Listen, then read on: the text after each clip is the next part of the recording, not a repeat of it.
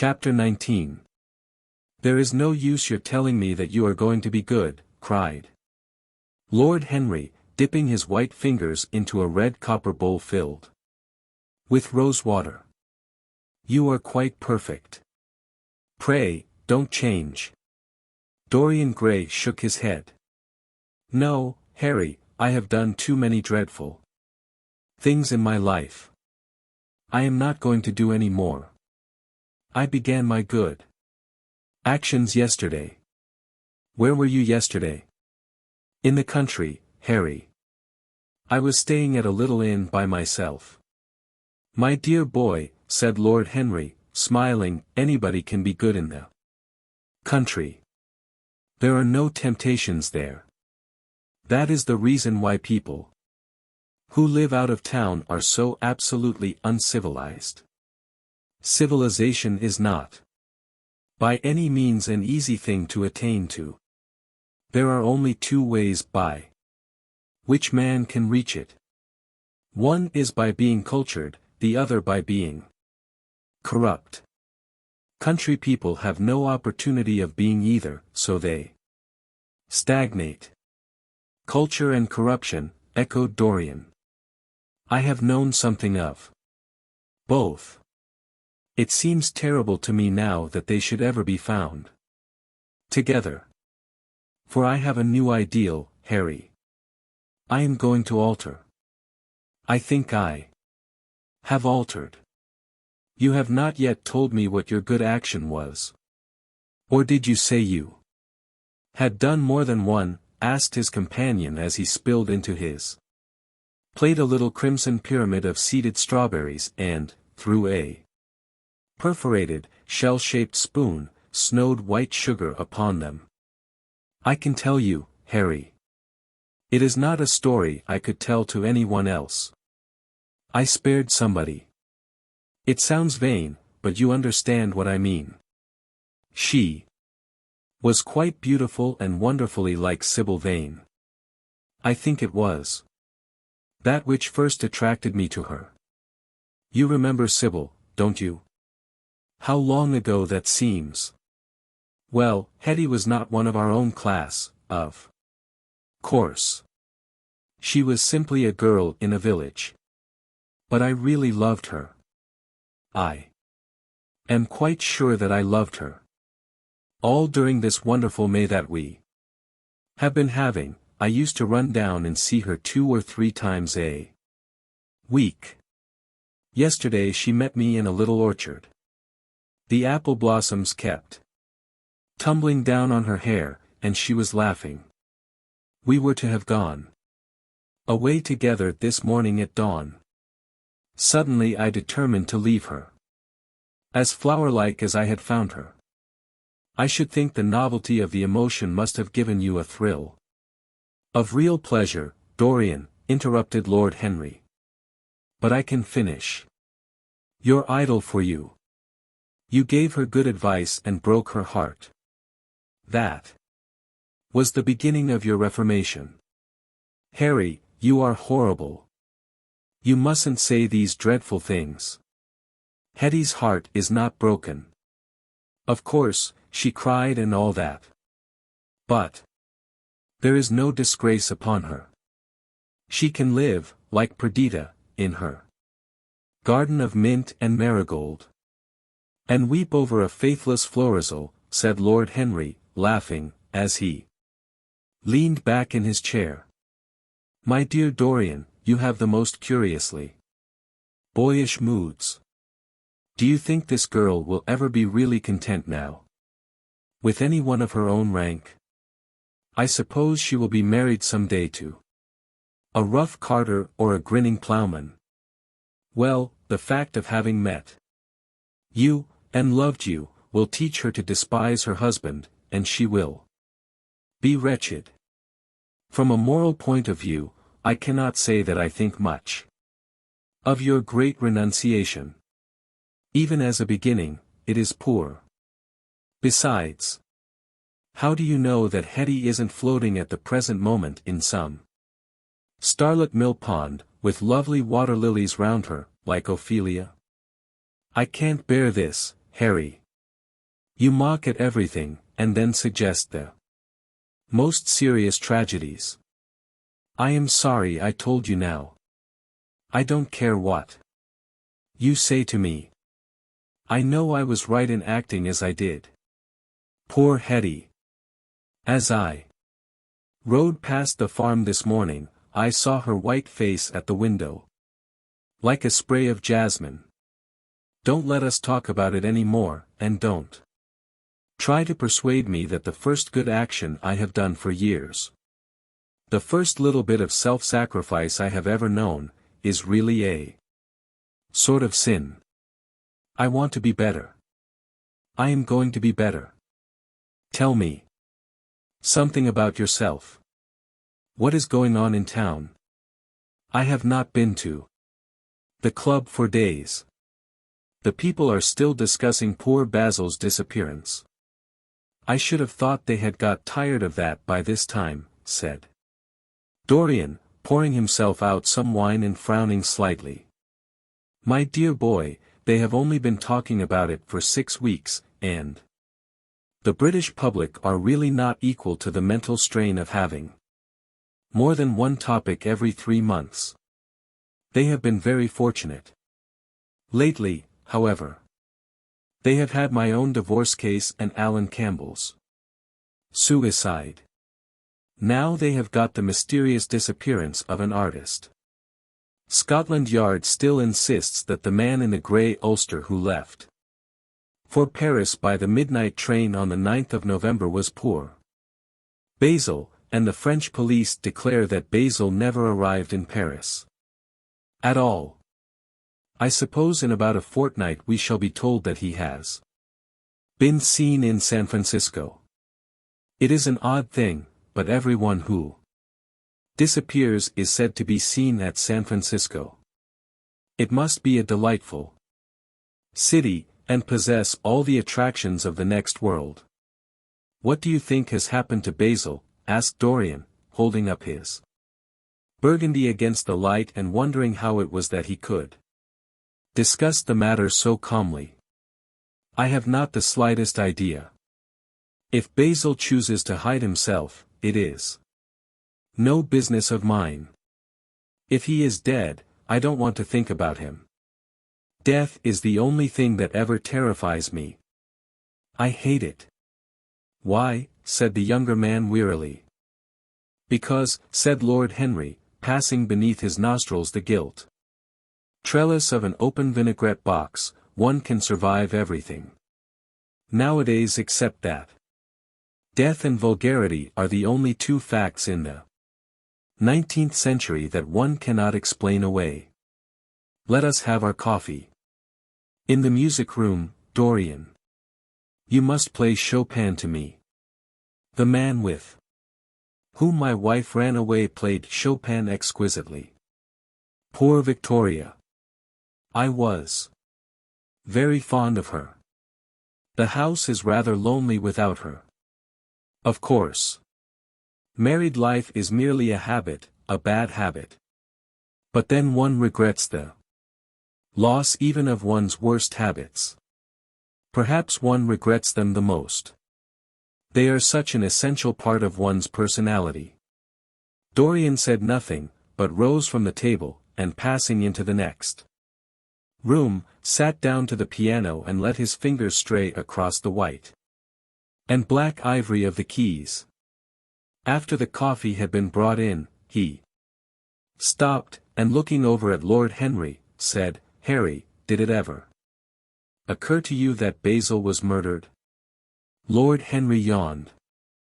Basil was very popular, and always wore a Waterbury watch.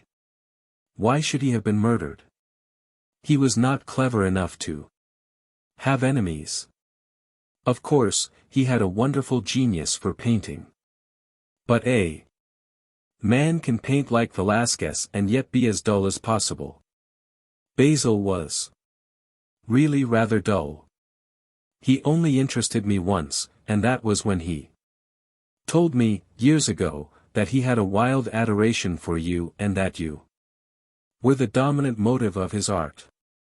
I was very fond of Basil, said Dorian with a note of sadness in his voice. But don't people say that he was murdered? Oh, some of the papers do. It does not seem to me to be at all probable.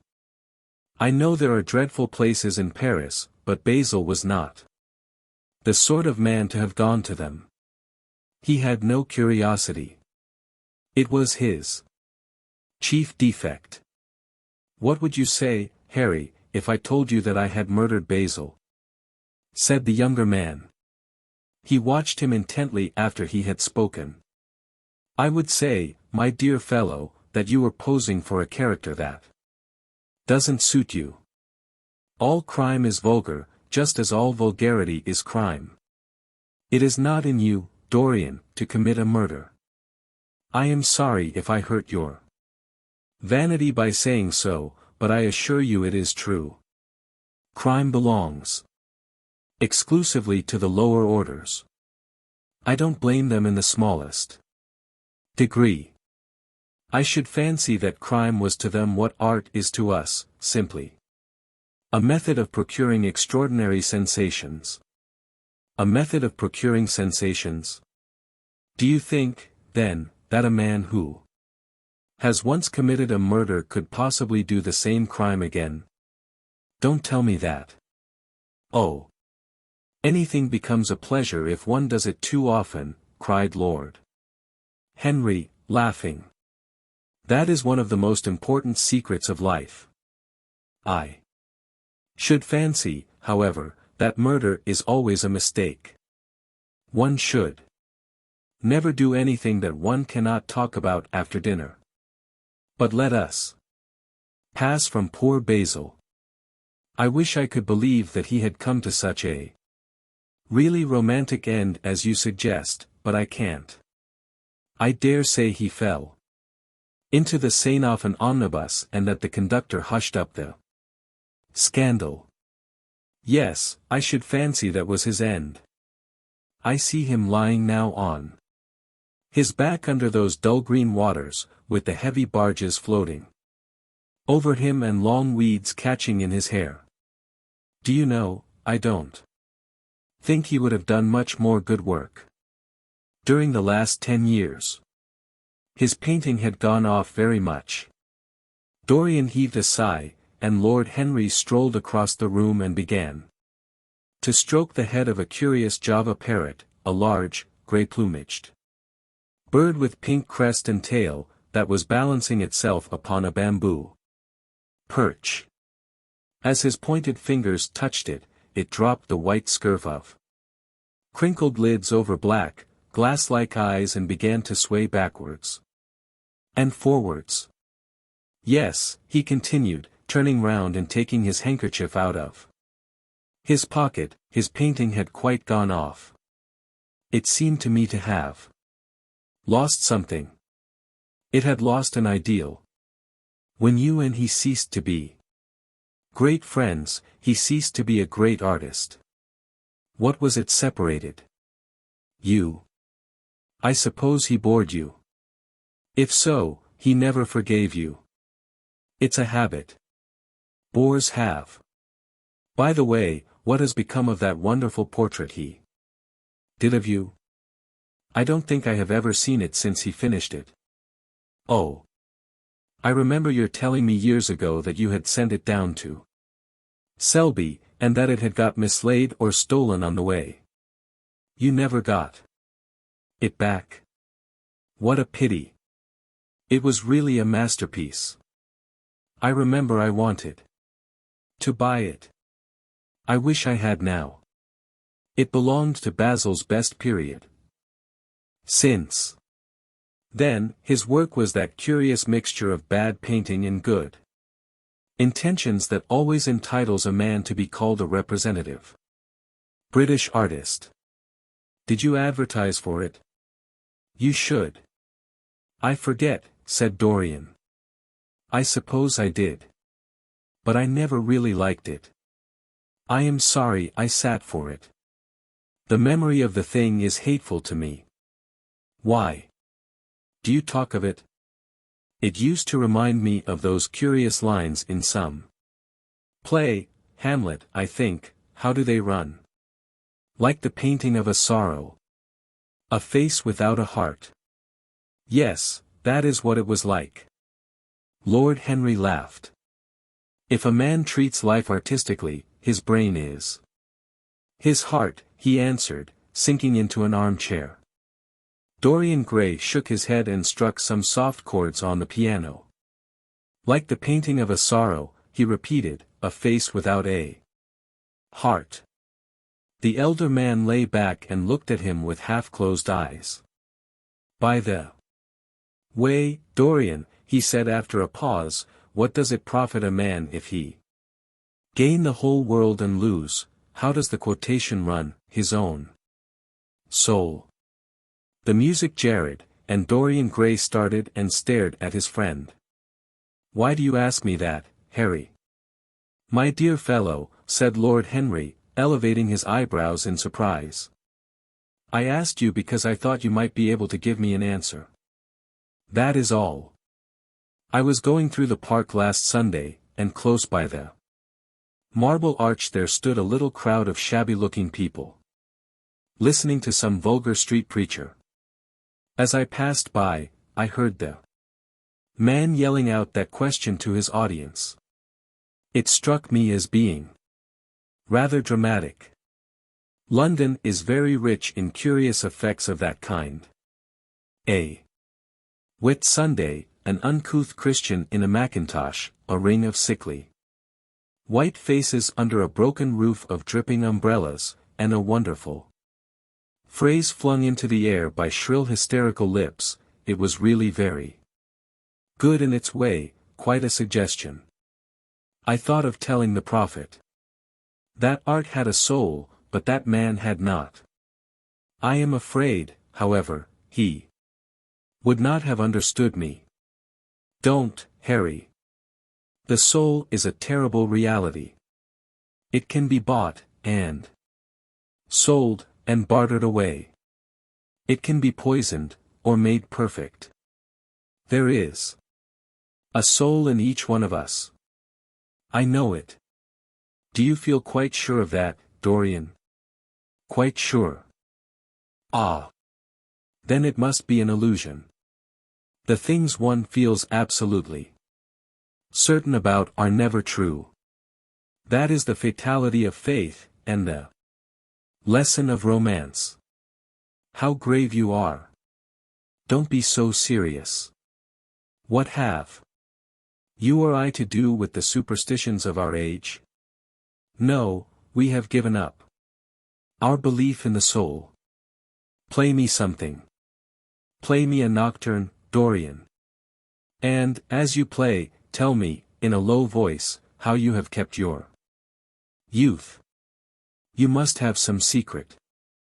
I am only 10 years older than you are, and I am wrinkled, and worn, and yellow. You are really wonderful, Dorian. You have never looked more charming than you do tonight.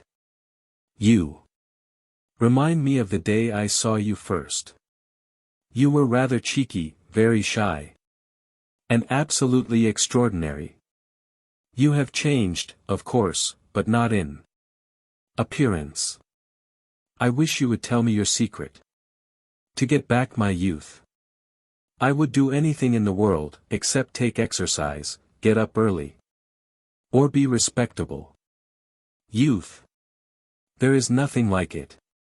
It's absurd to talk of the ignorance of youth. The only people to whose opinions I listen now with any respect are people much younger than myself. They seem in front of me. Life has revealed to them her latest wonder. As for the aged, I always contradict the aged. I do it on principle. If you ask them their opinion on something that happened yesterday, they solemnly give you the opinions current in 1820, when people wore high stocks, believed in everything, and knew absolutely nothing.